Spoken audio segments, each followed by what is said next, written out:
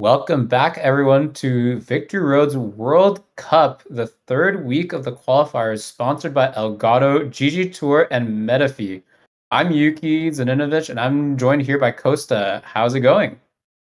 It is going great. Thanks, Yuki. I mean, it's a pleasure to be casting with you here, and especially with Victory Road and all of these hype World Cup matches. Oh my lord! I mean, even the previous one right now that we showed between Ida and Fami as well. I think that was very much more closer to what the result Yes. ended up being indicative of, right? Yeah, I mean, I think, anytime you see a 2-0, you think, oh, yeah, it was just like a landslide victory for one person over the other, just a complete blowout. But when you actually look at the match, that's really not the case, Yeah. especially in the first match. Evan and I, we just thought that Fami was just going to take it, but really, really careful reads over by Eden's end was able to get him to clutch the game one, and then a really big adjustment game two was able to sort of follow. So, yeah, really, really interesting to see such exciting matches from the get-go. Oh, exactly that. And I mean, I know that we've already got, if you thought, ladies and gents, that was a hype match, get ready, get strapped in. We've got the next three matches, which are also going to be some right bangers as well. And that being the second match for today is going to be between Ma Chun-yon versus Chris Jenkins. So we've got Hong Kong versus Jamaica in a group right now that has been quite lit up, essentially, where there's a lot of stakes going into this. And we currently got the actual present results of Hong Kong being in the lead 3-0 versus Jamaica in what is a very peculiar situation for Jamaica. Unfortunately, they do need to try to win every single match out right now to be able to have any sort of chance to be able to progress on towards the group stages. Of course, this group in particular is Group L, which also features Bolivia and Netherlands, which Netherlands right now, they are in the lead. They are first. We've got Bolivia second, Hong Kong third, and Jamaica with 0 points on fourth. So it's going to be quite tough, but right, there are miracles, especially in VGC, Yuki.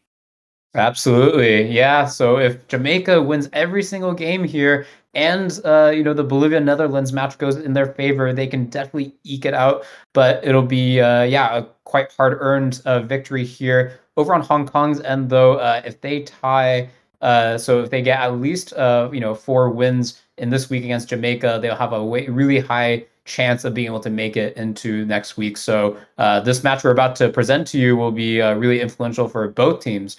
So yeah, really excited to see how it turns out. Will Jamaica be able to keep the dream alive, or will it be Hong Kong's week to advance? Well, exactly that. And we've got a couple of interesting teams as well. I mean, pretty meta typical at this point that we've seen that have already been featured during this week. We've got a Lunadon versus Zacian Oda matchup where we did see Lium Pakhe go ahead and win out 2-1 versus Tyler Alexander. And then we do have another Zacian and Kyoga, but over on Hong Kong's side this time versus Zacian Lunala, and unfortunately, I don't think we have update on the website for the final match there where Mak Kwan Ho was able to win out 2-0 versus Ian Roberts, but I'm pretty sure there would have been some additional fire type sort of mons lurking in the background there, obviously akin to what a fire matchup this is going to be, which I'm very, very excited to be presenting as well and going over what the players are essentially going to be bringing team composition-wise as well for today. Yeah, like you pointed out, we see the same Zacian Kyogre teams being used by the two teams on opposite sides. So this is the joy of team competition. We see so much variety and so much differences, and yet some similarities as well from both teams are competing. So yeah, let's just go ahead and go straight to featuring these players. We'll start with Chun Young over on the Hong Kong side, qualified for day ones of this of Worlds this year as the runner-up of the Hong Kong National Championships, using a Solgaleo, Kyogre, and Charizard team, which we don't really see of that often. So yeah, excited to see if they'll be bringing it in today's match or not. Over on a Chris Jenkins side of Jamaica, also in got a second place finish at the Creators Cup in 2021, and then also is 2-0 currently in the World Cup, going with a Dialga Kyogre team in week one and a Zacian Kyogre week 2. So curious to see if they bring the Kyogre again. Well, yeah, and I think Chris Jenkins so far has done very, very well for themselves. They've been actually able to get a total amount of 4-0 wins and losses in both of the previous sets from week 1 and week 2. Whilst over on Chunyun's side, of course, we do have that they are currently 0-2. But in week 1, they used a Lunadon team, and week 2, they used a Tally Ice Reshiram team. So quite...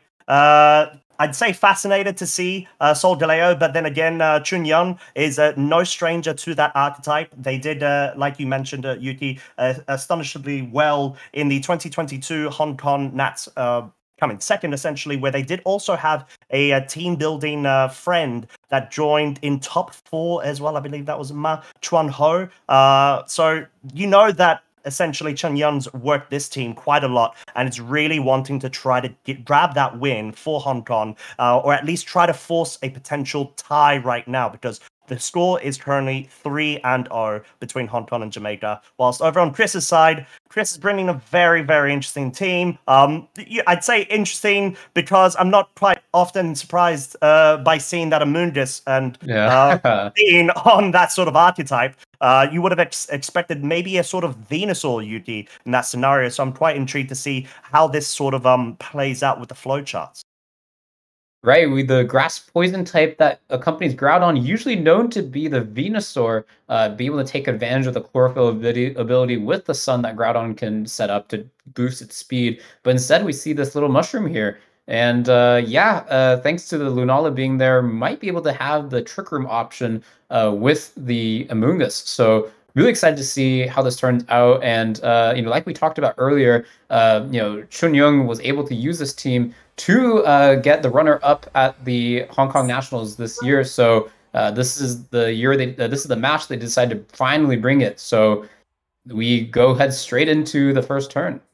Wow, and we've already got Sun versus Moon with this lead. We have Solgaleo, Grimmsnarl versus Lunala and Incineroar. So already quite an interesting matchup. We've got potential of screens being set up or even any sort of trick room. But then again, we have to remember Solgaleo doesn't often run maybe a Dark type or a Ghost type move. Whilst on the other hand, Lunala definitely does and is potentially threatening this Solgaleo. Right, but Grimmsnarl also a Pokemon that is kind of a 50-50 whether it uses its same type attack bonus on its Fairy move and Spirit Break or in a Dark type move like Foul Play. This will end up being a pretty pivotal in how safe this Lunala can feel. Even if it's a Spirit Break move, able to reduce its special attack, can sort of nullify the any kind of Meteor Beam boost that happens. So we'll see how this turn turns out as the Incineroar starts off with a Fake Out into the Grimmsnarl. Yeah, and Fake Out makes a lot of sense there. You just want to make sure that you are limiting what this Grimmsnarl can do. It is pesky. It does have the Prankster ability. It will move with priority. As we are going to be seeing Sunsteel Strike going into that Lunala slot will be breaking its Shadow Shield. And Lunala, quite comfortable in that scenario, not being too threatened with the assistance of the Fake Out from that Incineroar, just sets up a very safe Trick Room. Right, definitely safe, not being threatened by any Dark type move, especially with the Fake Out coming out from Incineroar. And like we talked about, that Mushroom sort of indicating that the Trick Room option might be on in Chris's options. And yeah, now we have the Trick Room set up. Usually this Grimmsnarl might be threatened by opposing Zacian, able to sort of knock out one hit with a Steel type Behemoth Blade, but since that's not in Chris's team, this Grimmsnarl might be a bit more annoying for Chris, as there's no one-hit move they can use to knock it out, and might be able to help stall the Trick Room thanks to the Light Screen or Reflect it can set up. Yeah, exactly. And I think there's so many things you have to look out for if you are facing the Grimmsnarl on the other side of the battlefield. So you need to try to figure out within the first couple of turns as quick as possible, what kind of set is this? Is it sort of a screen setup? Is it any sort of trick shenanigans or even T-Wave spam, to be honest, which we've seen does so well, especially in this series. But no, we're just going to see Incineroar go for a parting shot straight into that Grimmsnarl slot there and drop its attack and special attack by one stage. Yeah, Parting Shot, not a move that can go into the Solgaleo thanks to its ability that prevents its stats from being dropped by opposing Pokemon. And we see the Amoonguss come in, who is usually the hero in the Trick Room environment. Yeah, exactly. And just a very safe Spirit Break into that Lunala slot, wanting to be able to drop its special attack by one stage. But this may just be the scenario that Lunala doesn't quite like. It's going for the Meteor Beam, which makes a lot of sense because now, rather than having been put up to +1 because of that Spirit Break, is now back at neutral, but it will be dealing a lot of damage. This is a very strong move, and it is able to just nearly scratch half of that Grimmsnarl's HP there. As going to be seeing Solgaleo go into the Lunala slot and actually pick up the KO, Yuki. Big turn for Chunyoung, being able to get that knockout on the Lunala, who just got that boost from the Meteor Beam. But on the other side, I think Chris might be able to get full utility out of the following Trick Room turns as the Groudon comes in with the Amoonguss backing it. No Tapu Fini or Tapu Koko in sight on Chunyoung's end, so there's no easy way to set up a terrain that prevents sleep. So Solgaleo Pokemon that might have access to the Wild Charge move, so might have the option to set it up, but if the Spore goes into it first, then there's no options. So yeah, I think really strong start from Chunyoung's end, but I think we can definitely see a comeback from Chris, who has not used his Dynamax option yet. Well, exactly, and I think that Amoonguss being on the field within the Trick Room, sort of environment, it does mean that Chris is in a good situation to just go ahead and click the Spore, unless for whatever reason this Grimmsnarl does actually have a Taunt and can prevent that by chance. Certainly, and I like how you brought up the Thunderwave spam earlier, because it's not actually a really popular choice, against Trick Room teams, because the Paralysis lowers the speed stat of the opposing Pokemon, which makes them faster in Trick Room, but lets them get the 25% chance for the Paralysis to stall out the Trick Room. But Groudon, a Pokemon not able to get paralyzed by Thunderwave thanks to its Groudon typing, so it's not looking super great for Chunyoung's end. We'll see how they're able to stall out as we see the taunt, like you just called.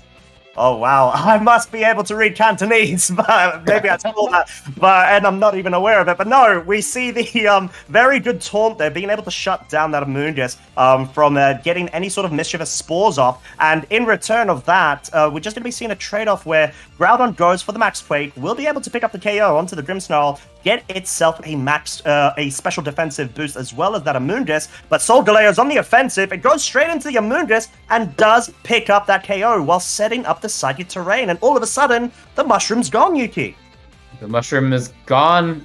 Wow. I mean, what a turn from Chunyoung. We were just talking about how it's really not looking great for them to be able to get rid of this Mushroom's threat that easily, but you just called it, Costa. It looks like you learned a new language today, because we saw that taunt come out just as you predicted, and now we see a Kyogre who loves to see a Groudon in the rain. So depending on the speeds of these two Pokemon, it's not looking good for the Groudon. But we see the Incineroar come in, not particularly effective against a Solgaleo, thanks to its ability, and also with the Psychic Terrain that was just set up, not able to go for the Fake Out.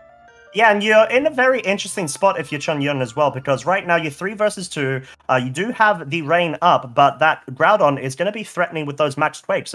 They do typically end up being trained slower than Kyogres in Trick Room, unless, of course, Chunyoung is a dedicated sort of slower build from a Kyogre. You will be able to go ahead and get those Water Spouts off as soon as you can, but you've got to be aware of a parting shot from the Incineroar, and Kyogre, being a bit cautious about it, just opts to go for that Protect, as we see Incineroar trying to go into that slot.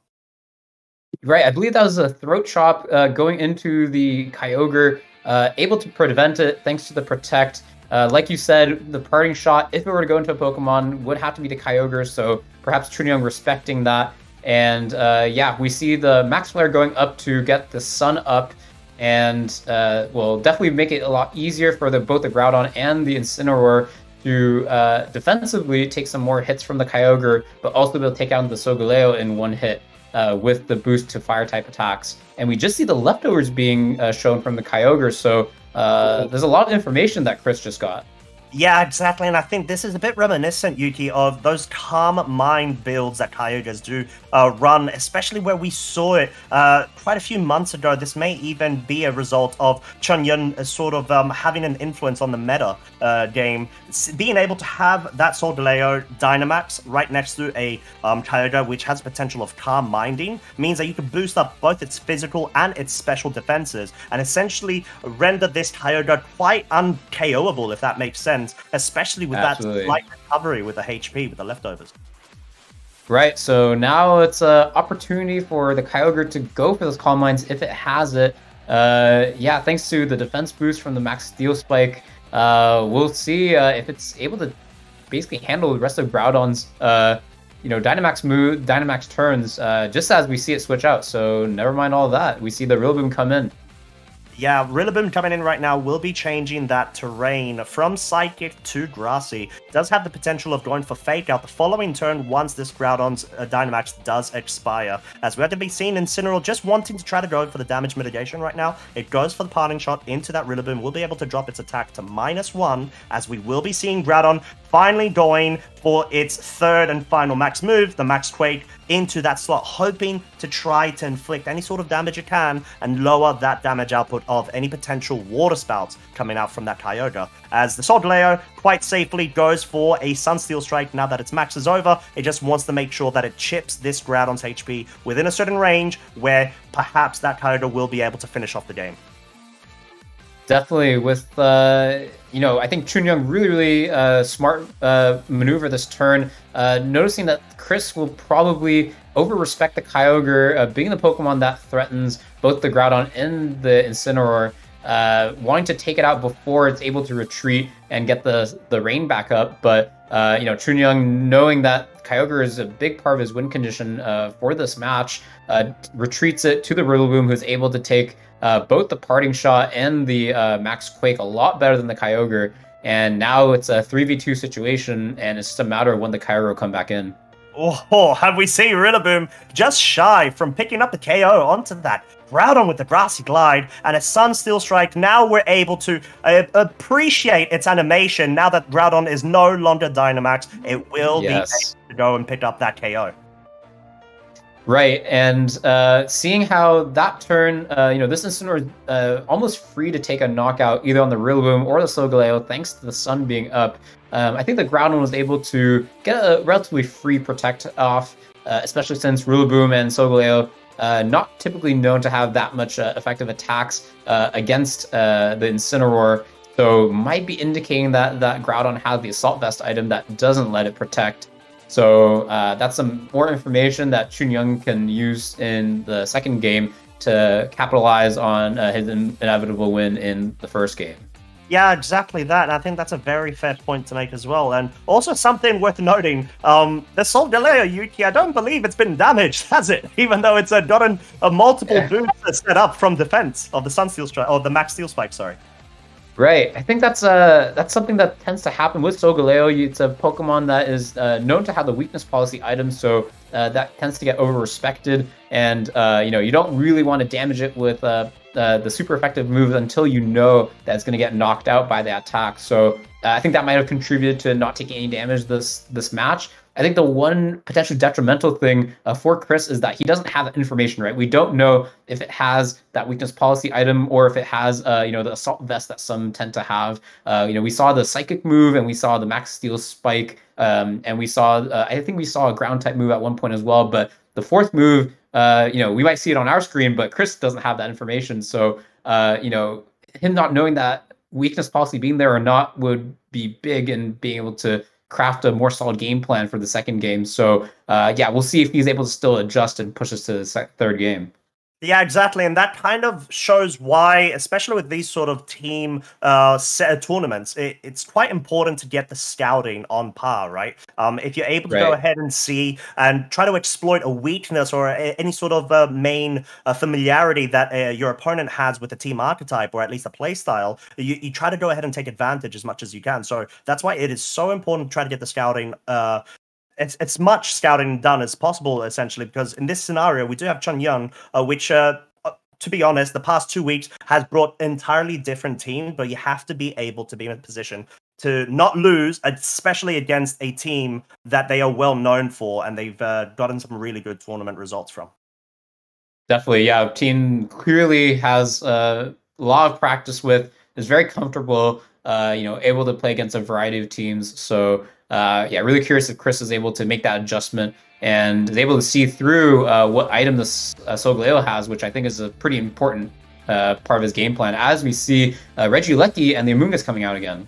Yeah, Regieleki and Amoonguss. That's quite interesting and not what you commonly see as a lead, because Regieleki does quite often like to max and set up that electric terrain with its huge transistor-powered electric-type moves, which kind of convert the terrain with the max lightning into the electric terrain. So not exactly the best synergy from that front, but this may be a bit of an indication that Chris might not be planning to Dynamax and might want to try to get some pivot action going and kind of slow down any potential Trick Room setups. If Chunhyun does opt to go for, although I think we haven't seen any sort of status moves from the Solgaleo, and we may have even seen a Salt Vest item too. Right, like you said, Amoonguss doesn't really thrive in the electric terrain environment that Regieleki typically sets up, so at the same time, still able to support it in a way with this Rage Powder, redirect any harmful Max Quake attacks that might come its way, and let the Regieleki still kind of let loose with its max attacks. But we see it switch out into the Charizard, potentially calling the Max Quake coming out into that slot for Regieleki, a Pokemon that likes to use special attacking moves and is vulnerable to ground type attacks, would be the perfect candidate to be hit by a Max Quake from the Solgaleo. But if it's into the Charizard, I think it's not going to be a good turn for Chunhyun. Yeah, it really won't be, unless this may be a Max Rockfall play. We did see the Rock Slide in the previous turn too, but no, we get the confirmation that was indeed a Max Quake into that slot, so really good switch there. Chris completely taking advantage of the board state at that situation, able to kind of predict what Chunhyun's sort of a strategy is. He knows that Chunhyun opts to try to go for setup moves and make sure that you get that Solgaleo as bulky as possible. And what a switch in as well. You got Charizard all of a sudden on the field, potentially threatening with another switch, at least from that Amoonguss slot, into the Groudon and taking advantage of the sun. Absolutely, and this is a big turn for Chris because he's able to threaten that Solgaleo a lot of damage with this Charizard while also being able to support with the Amoonguss, redirecting any kind of rock-type moves, and might even be taking the taunts from the Grimmsnarl if it's scared of any spores coming out. So really tough turn for Chunhyun, but we see that Chris opts to preserve the Amoonguss in favor of bringing the Groudon to activate the Solar Power ability on Charizard. Perhaps Chris was calling Chunhyun to go for the taunt instead of something like a light screen, so that this G-Max Wildfire able to take out one hit onto the Solgaleo. We'll see what happens. Yeah, this is going to be a very interesting calc, especially with this setup of the light screen from the Grimmsnarl. Will it be able to pick up the KO? No, it doesn't even go for the Solgaleo. It goes for the Grimmsnarl, which is just brought down to 11 lasting hit points. And of course, due to that damage over time effect post this move, it will be going down as the Solgaleo completely ignores the Charizard. We have seen Rock Slide. It could have gone for Rockfall, change the weather. It went for the Psychic type Dynamax into the Groudon, picked up a crit, and set up that Psych terrain now. Right. I think this is a very high skill turn from both players, really expecting the other to not do the obvious play and making their adaptation. We see the Amoonguss might, respect the Max Rockfall coming out from the Solgaleo and go for the Rage Powder, but no, instead retreats for the Groudon to power up the Solar Power. So, Chris trusting Chunhyun to not go for, the Max Rockfall, which is a little bit too obvious, and instead go for the Wildfire to knock out the Grimmsnarl. But on the other hand, the Solgaleo on Chunhyun's end not going for the bait and going for the Max Psychic over onto the Groudon. That was originally the Amoonguss slot, so Chris's Gambit sort of paying off for him this turn. And now that the sun is up, the Charizard not as threatening onto the Solgaleo, so curious to see if a Max Guard happens and a Groudon switch out to set up the sun just again. And these are the sort of mind games that we get into, especially when you are at such a high level of stress and you know that you need to try to ensure that win for your team. Chris is right now fighting with the back against the wall. He needs to try to get this win to allow Jamaica the chance to go ahead and hopefully progress onto the group stages. We're going to be seeing the switch. The Groudon's out right now, wants to reset weather for future turns, and the Charizard goes for that max guard. Right, and we see the Kyogre go for an Ice Beam onto the Amoonguss. Fairly safe move to do that turn, thanks to the Ice typing doing well against both the Grass type Amoonguss and the Ground type Groudon. And we see the leftovers activate again. And now we have another turn where Groudon can opt to come in to set up the Sun to help the Charizard knock out the Solgaleo before it can go for a move like a Rock Slide. But could also, take advantage of using the Spore instead, or going for a Rage Powder. But, most likely going to see the Groudon come back in to further mitigate the Kyogre's damage output as well. Yeah, exactly that, and that's kind of the battle, right? We've got the battle of Sun versus Moon, but also Ruby versus Sapphire, because we've got the weather wars, which are always so prevalent, especially with these sort of team archetypes too, as we're just going to be seeing the Kyogre acknowledging this, switching out for the Rillaboom now, Yuki. Right. I love how you pointed that out, because I don't think it was readily obvious at Team Preview that that was the exact, showdown happening between the Generation 3 and Generation 7 Pokemon games. But that's exactly what's happening. And we see Chris bring in the Groudon just as we sort of expected, and Chunyang seeing that few turns out and bring in the Rillaboom so that the Kyogre can come just back in. But we might have seen this Charizard reading the Kyogre switching out as well. With the critical hit, not sure if it mattered through the solar power, but yeah, such high levels of play happening here, Costa.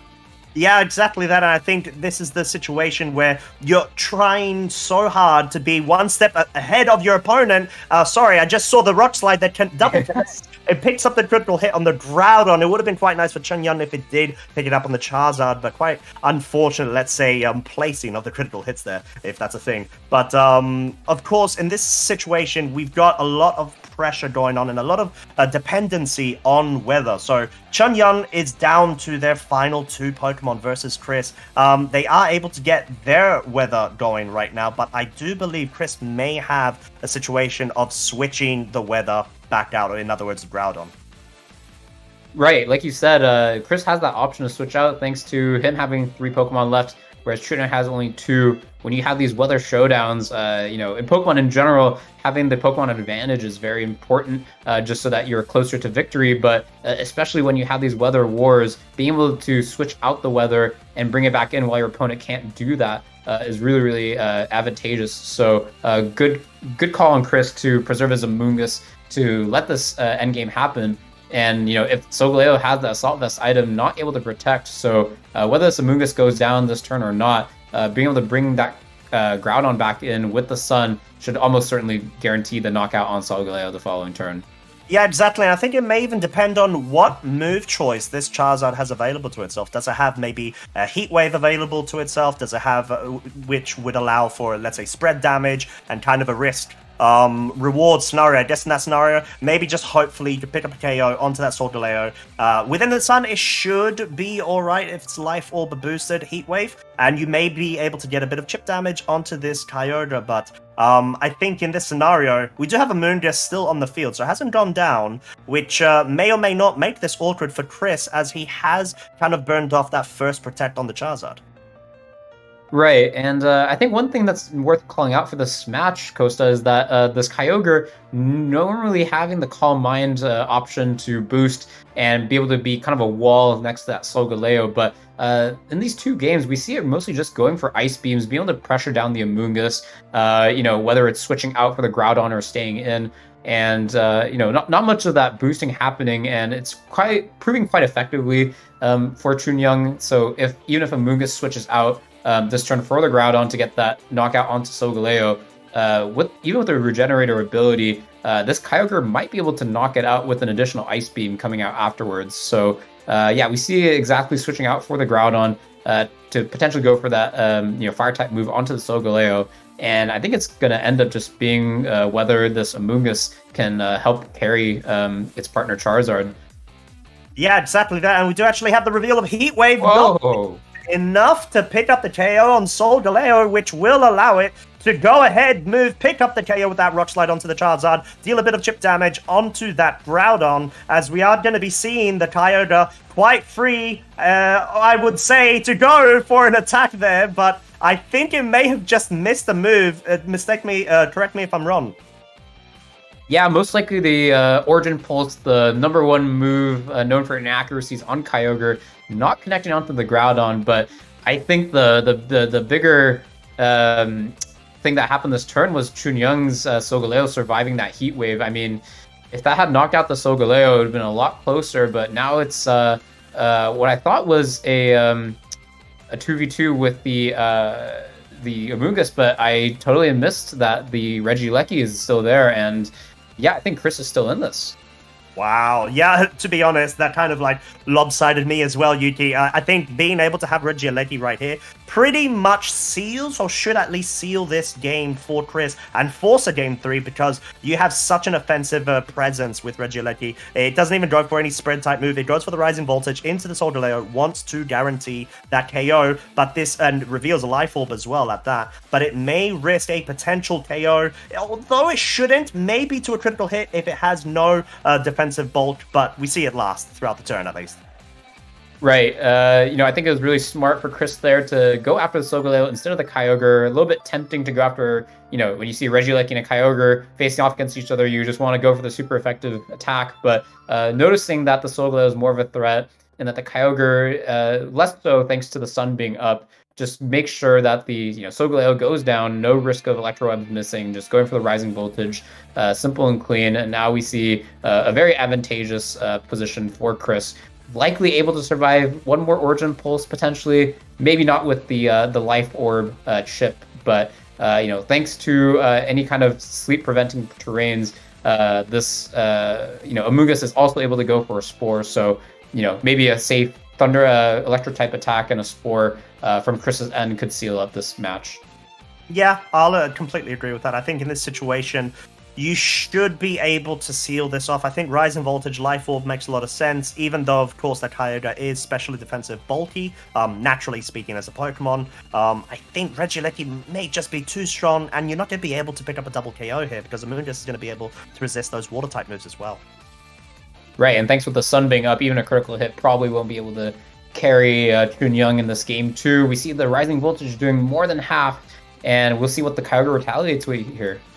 Yeah, as it's going to go for the Origin Pulse, it wants to at least deal a bit of chip damage onto the Amoonguss whilst picking up a KO on the Regieleki, which it does, as the Amoonguss is now free to go for that Spore. There is no electric terrain on the field. It is grassy indeed, and it is going to connect. So in this scenario, I guess it'll just depend on what offensive move this Amoonguss does have. It could have anything from Grass Knot over to Foul Play over to Pollen Puff.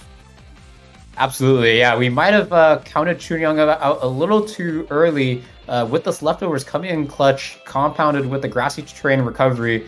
Even with the Grassy Terrain, going away now, that Kyogre will be recovering every turn. And if the Amoonguss doesn't have a Grass type attack, like you said, if it has a Foul Play or a Pollen Puff, might not be able to, take advantage of these sleep turns enough. And the returning Ice Beam will be enough to give Chunyang the victory. As we see the Pollen Puff, so ooh, it's not looking good. Oh no, Yuki, I'm not a fan of that, as we're just going to be seeing that natural special defensive bolt just pay dividends and prove why, Kyogre is a special wall, per se, and an offensive attacker, of course, as it is going to be taking that additional turn of sleep, and Pollen Puff does not look good. That looks like a critical hit, but it isn't. It may just be a high roll there. Right, and I think this is where we can really see Chunyang showing his prowess as the Hong Kong, Nationals runner-up. This Kyogre, again, like we talked about earlier, known to kind of wall out its opponent using its, Calm Mind and boost from the Solgaleo, but instead in this match, really using it mostly as a, Ice Beam machine, per se, and also just having the leftovers recovery, letting it survive long and being able to outlast the Amoonguss there. So, I feel like the Kyogre just wasn't being used in the traditional sense as, like, including the team to be done. But, I think Chunyang just really good at adapting his his Pokemon to the opponent, and yeah, just uses the Kyogre for everything except for its Calm Mind essentially to carry him to this 2-0 victory.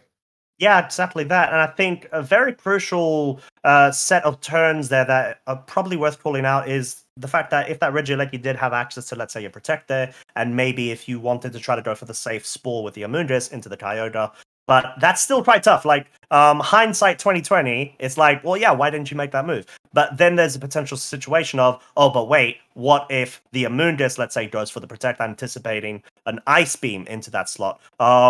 I don't want that Kyogre to go ahead and pick off that Amoonguss. I might as well go for the attack, maybe ensure a 2-hit KO or a sleep turn guarantee, right? And then buffer off of that additional turn with sleep. But the problem is the type of attack that Amoonguss unfortunately carried. If it was foul play, I honestly think it would have dealt more damage than the Pollen Puff, and we're not even going to talk about Grass Knot. Right. Yeah, like you said, it's Pokemon is not a game where you can always go for the safe moves. Yeah, you always have to make a call in those certain pivotal moments. Is the Regieleki going to be attacked? Is it going to be the Amoonguss? Do I protect one or the other? And sometimes a safe thing to do is to just attack with both and not really commit to one or the other. But sometimes you do have to commit in order to make sure that you actually get the win, even if it means that getting it wrong means you lose on the spot. So Pokemon VGC is just such a fantastic game where you have to really change your decision making based on how much ahead or behind you are. And yeah, it just worked out in Chunyoung's favor this time, but it could have been the other way around in any other universe. So just a fantastic game, just coming down to the wire. Yeah, exactly that. And like you said it, that's VGC for you, right? It's just going to be one turn wrong, and that's it. That's the game for you. And we saw that Chunyoung was able to go ahead and essentially pretty much confirm that they're going to be able to go ahead and progress on to the group stages. I think there still is maybe a situation that Bolivia may be able to bring this back. I do currently believe that Netherlands is 4-0 versus Bolivia. So that is technically still up for grabs, maybe differentials between Bolivia and Hong Kong. But for a definite, we know that unfortunately, Jamaica with this potential tie, or at least losing 4-0 right now, means they cannot win, which means unfortunately they will be out of this World Cup. But they are one of the newer teams that we've seen come up to the front right now for the World Cup of Victory Road's World Cup 2022. So honestly, it has been a pleasure. And it's quite unfortunate because their week 1 and week 2 matches, they only lost 5-3. They were so close. They could have easily have gone ahead and maybe one turn wrong, who knows, one match wrong. Right. They could have been in a completely different scenario and spot with the points. Yeah, I love how you pointed that out. I was just going to mention as well that, I think we talked a little bit earlier about how, you can see a 2-0 game and you think, oh, it's just like, a complete blowout from one end or the other. You can also kind of assume the same just on the surface level. If you look at, these team tournaments, you see this one team has 0 points, hadn't won a single week. But then when you really look into the details, you see that, they lost 5-3 barely both weeks. If it turned out like one turn different, one paralysis happening or not, like you said, just all these small things stacking up together makes that 5-3. So it could have been a 5-3 in the other direction. It could have been a 4-4, just with these small things. So yeah, really important to pay attention to that. And a big shout out to Team Jamaica for giving all these countries a run for their money, despite it being their first year. We're really looking forward to seeing them, go through the qualifying round next year. Yeah, exactly that. It has been a pleasure, and we've really enjoyed their energy that they've been able to bring. But of course, we'll see what happens as well in that Group L. Logically, by the end of tomorrow, we'll have the confirmations and the results. Who knows, maybe even today. Stay up to date. Check out the website for Victory Road, as well as all of their social media platforms. If you are wanting to keep up to date with all of the lovely little bits of information, if you, of course, are wanting to go ahead and find out, or even if you're supporting one of these teams, they're your favorites, you want them to progress into the group stages, go ahead, make sure you are following every single little bit of it. I will guarantee that it is a pleasure, and it is so exciting and thrilling to be able to just monitor these situations going forwards. But of course, that is all from myself and Yuki for right now. What we will be doing is we come to a very short break, and we will be back with our third feature match for today, which is going to be between Vietnam and Belgium. We've got Lonway versus Niels Hemmel. Don't go anywhere. Get all of your necessary drinks and food and whatnot, and we'll be right